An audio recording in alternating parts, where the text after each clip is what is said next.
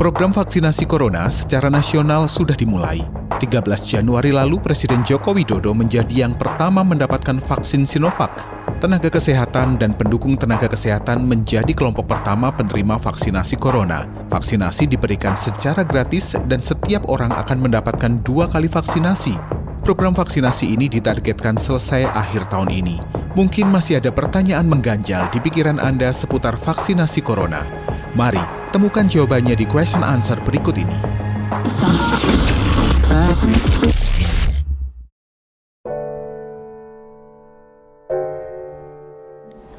Jadi pemerintah Indonesia tentunya menginginkan rakyatnya sehat. Saat ini sudah terjadi pandemi yang hampir 1 tahun ya. Jadi itu banyak menimbulkan angka kematian, angka kecacatan, angka kesakitan yang tinggi di masyarakat. Nah, saat ini sudah ada vaksin Sinovac yang sudah masuk di Indonesia. Jadi dari hasil penelitiannya, uji klinisnya di Cina, uji klinis 1, uji klinis 2, lalu uji klinis fase 3 di Brasil, di Turki, memberikan hasil yang baik, sehingga itu dipakai di Indonesia. Dan hasilnya memberikan efikasi yang cukup tinggi, yaitu 65,3%, di atas dari batas yang disyaratkan WHO, yaitu lebih dari 50%. Nah, dari angka itu diharapkan vaksin ini dapat melindungi seluruh masyarakat Indonesia, harapannya seperti itu. Nah, saat ini diberikan pada beberapa kalangan, yang utama adalah para nakes, karena memang produknya atau bahannya, vaksinnya ini baru ada sebagian. Jadi tidak semua rakyat diberikan, tapi pada kalangan tertentu saja.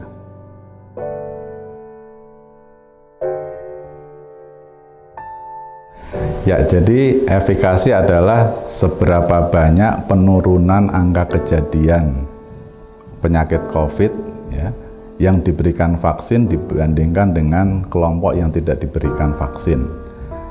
Istilah efikasi ini sering kita dengar pada setting penelitian. Memang betul, karena efikasi yang sudah kita dengar ini ada 65,3% adalah pada fase 3 dari penelitian COVID yang diberikan vaksin Sinovac ini. Dari hasil efikasi tersebut didapatkan bahwa orang yang sudah diberikan vaksin Sinovac ini mempunyai kekebalan 3 kali lebih tinggi dibandingkan orang yang tidak menerima vaksin. Atau bisa dibalik, orang yang tidak menerima vaksin mempunyai resiko 3 kali terkena COVID dibandingkan yang sudah divaksin, seperti itu.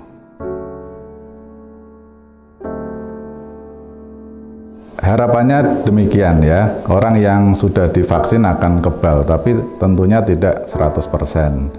Nah, seperti vaksin-vaksin yang sudah kita ketahui sebelumnya, ada vaksin TBC, BCG ya, atau vaksin yang lain, itu dapat mengurangi resiko terjadinya penyakit dan resiko keparahan dari penyakit. Ya, jadi ada efek samping lokal di tempat penyuntikan ya, di lengan. Biasanya ada kemerahan, ada sakit tentunya, nyeri, ada bengkak sedikit. Lalu ada yang sifatnya menyeluruh ke badan. Biasanya ada kelelahan, pusing, lalu demam, itu juga bisa terjadi. Dapat juga ada yang melaporkan ada nyeri sendi atau nyeri tulang. Tapi kemarin ada yang bilang setelah divaksin kok jadi lapar, itu juga harus diteliti lebih lanjut. Jadi tidak ada persiapan khusus untuk vaksin ya. Yang takut suntik harus disiapkan mental, karena nanti akan melihat jarum. Tapi jarumnya cukup kecil kok. Langsung di otot sini ya, tidak sampai ke tulang. Jadi pemerintah mensyaratkan orang dewasa sehat usia 18 sampai 59 tahun orang dewasa sehat ini tidak mempunyai riwayat kontak erat dengan pasien COVID, tidak mempunyai riwayat kontak dengan pasien atau orang yang demam atau mempunyai gejala batuk atau infeksi saluran pernafasan atas, atau orang yang tidak mempunyai riwayat COVID sebelumnya, ya, lalu tidak ada hasil rapid antibody IgG atau IgM SARS-CoV yang reaktif. Lalu orang hamil itu tidak syaratnya tidak hamil, ya, lalu tidak mempunyai penyakit kronis yang lain. Jadi sampai saat ini penelitiannya di fase 3 yang diberikan adalah orang-orang yang sehat. Jadi untuk orang-orang dengan penyakit komorbid, ya istilahnya, atau penyakit kronis, bisa kanker, bisa penyakit diabetes, hipertensi, asma, dan lain-lain, tidak diikutsertakan. Jadi mungkin nanti setelah ada penelitiannya akan ada protokol lain lanjutannya, apakah diperbolehkan atau tidak, seperti itu.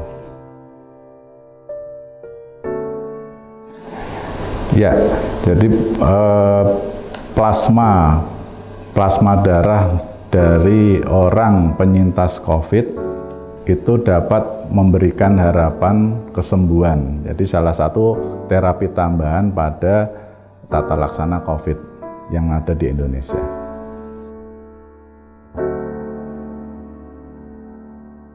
Jadi vaksin diberikan 2 kali karena untuk yang vaksin pertama ini diharapkan dapat membantu sistem kekebalan tubuh mengenali virus yang spesifik. Jadi badan kita lebih siap. Nah, untuk yang kedua untuk menambah antibodi atau sistem kekebalan tubuh sehingga kita dapat melawan virus tersebut.